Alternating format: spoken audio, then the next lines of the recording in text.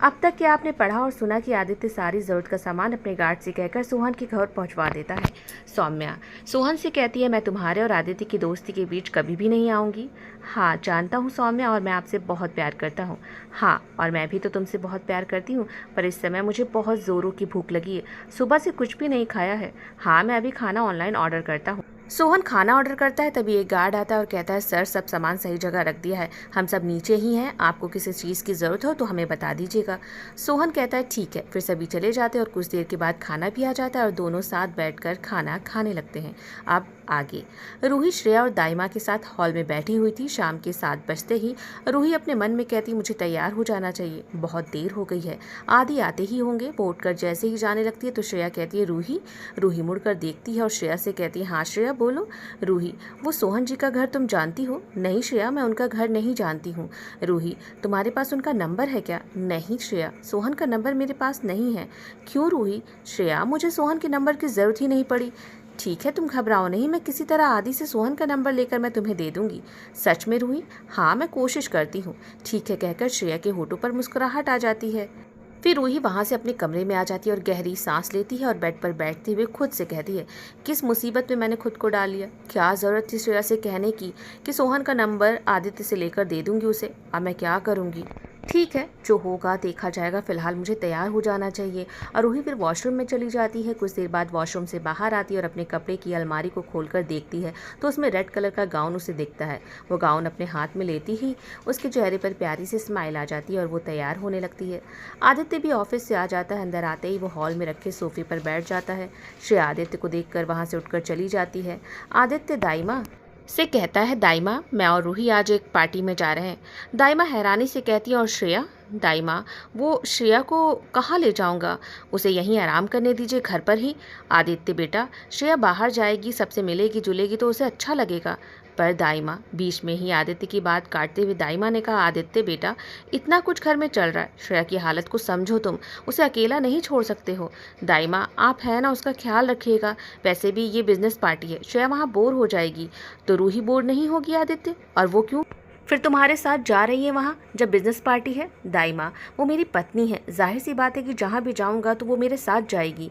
सही कह रहे हो बेटा, रूही तुम्हारी पत्नी है, पर तुम ये भूल गए हो कि श्रेया तुम्हारी बहन है और तुम अपने भाई के फर्ज से पीछे हट रहे हो। कहकर दाइमा वहाँ से श्रेया के कमरे में चली गई और आदित्य अब और भी परेशान हो गया। कुछ देर इसी उलझन में आदित्य बैठा रहा और फिर उसने खुद से ही कहा, नहीं दाइमा, मैं अपने भाई का फर्ज से पीछे नहीं हट रहा हूँ, बस मेरी बहन ही ऐसी जिद कर बैठी है जो नामुमकिन है। और मैं जानता हूँ श्रेया को, अब उसे कितना भी कोई समझा ले वो हमेशा की तरह अपने मन की ही करेगी।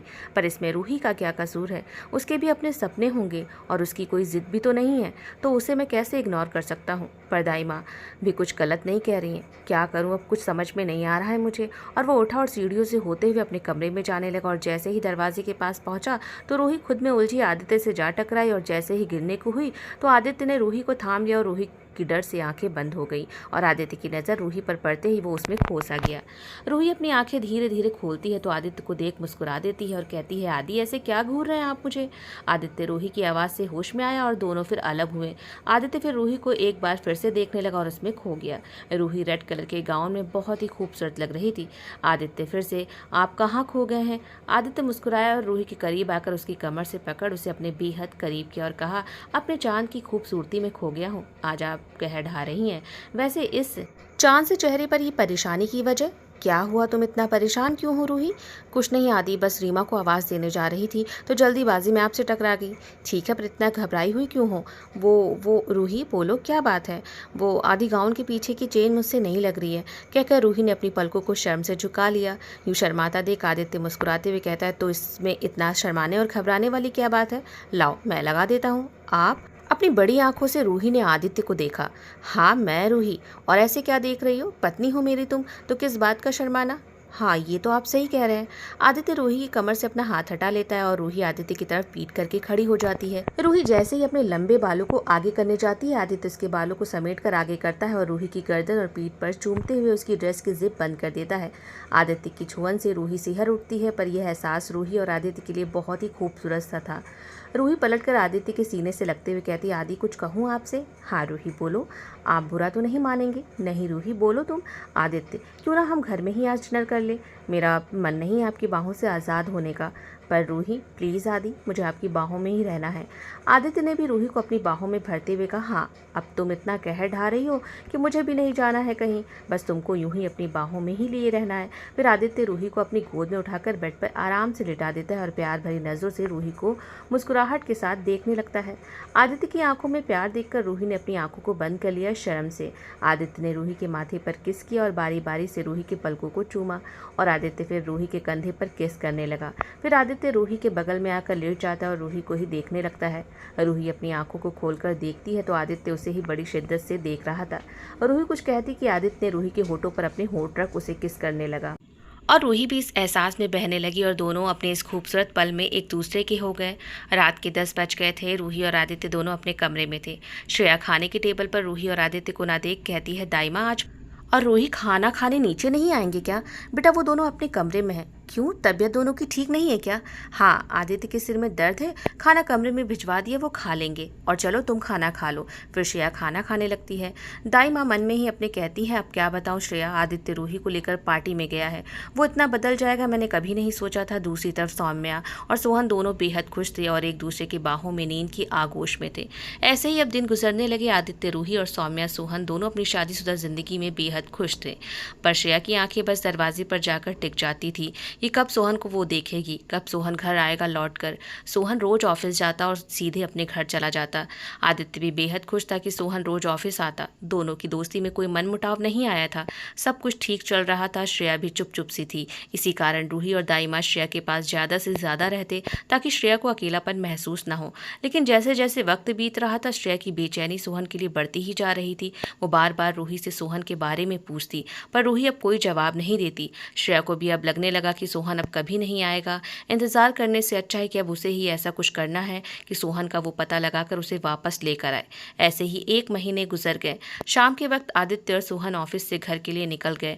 घर पहुंचते ही आदित्य भी सबके साथ हॉल में बैठा कॉफी पीने लगता है। पर तभी आदित्य की नज़र श्रेया पर जाती है जो हाथ में कॉफी का मग लिए उदासी से सिर नीचे किए हुए बैठी हुई थी। आदित्य बोला, श्रेया तुम ठीक हो ना? हाँ भाई मैं ठीक हूँ। श्रेया अब तुम बिल्कुल ठीक हो तो मैं सोच रहा हूँ कि तुम फैशन डिजाइनिंग का अब कोर्स कर लो, बाहर जाओगी सबसे मिलोगी तो तुम्हें अच्छा लगेगा। पर श्रेया कुछ नहीं बोलती तो आदित्य कहता है, अच्छा ठीक है आज बाहर डिनर करते हैं, सभी तैयार हो जाओ और दाइमा आप भी। और श्रेया बाहर डिनर पर तो हम सबके साथ तुम चलोगी ना? जी भैया। दूसरी तरफ सोहन की गाड़ी ट्रैफिक के पास रुकती है तो उसकी नज़र खूबसूरत से गुलाबों पर जाती है और उसे सौम्या की याद आ जाती है। वो मुस्कुराता है और फिर उन गुलाबों का गुलदस्ता लेता है और कुछ ही देर में अपने फ्लैट की बिल्डिंग के अंदर पहुंचता है। गाड़ी पार्क कर वो फूलों को लेकर गाड़ी से उतर अंदर लिफ्ट के पास आता है और लिफ्ट से कुछ ही पलों में अपने घर के दरवाजे के पास पहुंच जाता है। सोहन डोरबेल जैसे ही बजाने जाता है तो उसे ख्याल आता है कि सौम्या को क्यों ना अचानक से सरप्राइज दिया जाए। वो अपनी जेब से फ्लैट की दूसरी चाबी निकाल कर दरवाजे को खोलता है और अंदर जाता है और धीरे से दरवाजे को अंदर से बंद कर जैसे ही कुछ कदम आगे बढ़ाता है तो उसे कुछ जलने की बदबू आती है। फूलों को एक साइड रख वो घबराते हुए सौम्या को आवाज़ देते हुए किचन की तरफ जाता है जहां सौम्या खड़ी हुई थी। उसे देख सोहन राहत की सांस लेता है। तभी वो सौम्या को ऊपर से नीचे तक देखता है और कहता है, ये क्या हालत बना रखी है आपने सौम्या अपनी? सोहन, ये देखो ना मेरी रोटी जल गई। जली हुई रोटी दिखाते हुए सोहन से सौम्या ने कहा तो सोहन हंस पड़ा। ये क्या बात हुई सोहन, तुम हंस रहे हो? देखो सब्जी भी जल गई और ये हलवा तुम्हारे लिए बनाया था, पर इस सब्जी और रोटी के चक्कर में ये हलवा भी जल गया। कहकर सौम्या खांसने लगी तो सोहन सौम्या के पास गया और सौम्या का हाथ पकड़ उसे किचन से बाहर लेकर आया और सोफे पर बिठाते हुए कहता है, सौम्या घर में खाना बनाने वाली है तो फिर आपने ये सब क्यों बनाया? वो है कहाँ? कौन? शीला? हाँ शीला, वो खाना बना देती ना। सोहन, मैंने उन्हें छुट्टी दे दी 2 दिन की। 1 महीने हो गए हमारी शादी को, सोचा कि अपने हाथ से खाना बनाऊंगी तुम्हारे लिए तो तुम्हें अच्छा लगेगा। मेरी प्यारी वाइफ, आपको ये सब करने की ज़रूरत नहीं है, आप बैठिए मैं आपके लिए पानी लेकर आता हूँ। तभी सोहन की नज़र सौम्या के हाथ पर पड़ती है। रेड सा देख सोहन कहता है, ये क्या हुआ? सोहन, वो हाथ गलती से तवे से छू गया था रोटी तवे पर डालते वक्त। सौम्या आप भी ना, अब आप कोई काम नहीं करेंगी। कहकर सोहन किचन में आया और फ्रिज से पानी और मेडिकल किट बॉक्स से दवा निकाली और सौम्या के पास आकर पानी पीने को दिया और हाथ में दवा लगाई और कहा, जलन तो नहीं हो रही है ना? नहीं, अब ठीक है सोहन। और फिर सोहन पास बैठकर सौम्या के बिखरे बालों को एक साइड करता है। सौम्या ने सोहन के कंधे पर सिर रख दिया और कहा, तुम नाराज तो नहीं हो ना? सौम्या, किस बात पर आपसे नाराज रहूंगा? सोहन, मुझे कुछ भी बनाना नहीं आता है। तो क्या हुआ, मैंने कुछ कहा कि आपसे? और ठीक है, मेरे आने का वेट करती, मैं आपकी हेल्प कर देता, हम साथ मिलकर खाना बनाते। सोहन, ऑफिस से थक कर अब तुम आओगे और खाना बनाओगे तो क्या हुआ? आपके चेहरे की स्माइल के लिए मैं कुछ भी कर सकता हूँ। अच्छा ठीक है, चलिए आज बाहर डिनर करते हैं। सौम्या हाँ में प्यार से सिर हिला देती है। इधर सभी तैयार हो चुके थे। आदित्य को रूही कोट पहनाते हुए कहती, आदित्य 1 महीने हो गए, श्रेया भी अब ठीक है पहले से। मुझे लगता है कि अब हमें श्रेया को सोहन और सौम्या की शादी के बारे में बता देना चाहिए। पर रूही, आदि पर क्या, इससे पहले उसे कहीं और से पता चले, हमें श्रेया को सब बता देना चाहिए। हाँ ठीक है रूही, पर तुम्हारा चेहरा इतना मुरझाया हुआ क्यों है? पता नहीं आदि, दिल बहुत घबरा रहा है, बेचैनी सी हो रही है। आदित्य परेशान होते हुए रूही के माथे पर हाथ रखते हुए कहता, तबीयत तो ठीक है ना तुम्हारी? सिर में दर्द तो नहीं है ना? आदि, मैं ठीक हूँ, बस डर सा लग रहा है आज, ना जाने क्यों। रूही, परेशान मत होइए, मैं हूँ ना, सब संभाल लूंगा। और श्रेया को हम आज ही बता देंगे डिनर के बाद सोहन और सौम्या के बारे में, बस तुम कोई स्ट्रेस मत लो। जी आदि। फिर आदित्य रूही के गले में अपनी दोनों बाहें डालते हुए कहता है, वैसे आज आप साड़ी में बहुत खूबसूरत लग रही हैं। कहकर जैसे ही आदित्य रूही के होठों की तरफ बढ़ा तो रूही ने आदित्य के मुंह पर अपना हाथ रखते हुए कहा, आदि आप मेरा मूड ठीक करने के लिए ये सब कर रहे हैं ना? आदित्य कुछ नहीं बोलता तो झूठी नाराजगी दिखाते हुए रूही कहती है, तभी कुछ बोल नहीं रहे हैं आप आदि? आदित्य अपनी आंखों से इशारा करता है। रूही उसके मुंह पर अपना हाथ जो रखे हुए थी, रूही अपने हाथ को हटा देती है जल्दी से। आदित्य मुस्कुराकर रूही के गालों पर चूमते हुए कहता है, नहीं, बस अपनी बीवी को प्यार करने का मन हो रहा है, इतना तो हक है ना मेरा। तो डिनर कैंसिल, मुझे नहीं जाना अब डिनर पर। आदि आप भी ना, प्यार बाद में, चलिए सब हमारा इंतजार कर रहे हैं, श्रेया को बुरा लगेगा। गहरी सांस लेते हुए आदित्य कहता है, ठीक है, तो फिर तुम अपने मूड को सही करो और कुछ भी फालतू का सोचो मत।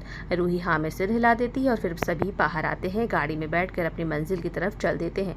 दूसरी तरफ सौम्या हमेशा की तरह सोहन की पसंद के मुताबिक ही सिंपल सा सूट पहनकर तैयार हो जाती है। आईने के सामने खड़ी वो बालों को संवार रही होती है कि तभी सोहन सौम्या को पीछे से गले से लगा लेता है और कंधे पर सौम्या के अपना चेहरा रख शीशे में देख कहता है, आजकल आपके चेहरे पर कुछ ज्यादा ही निखार नहीं आ गया है?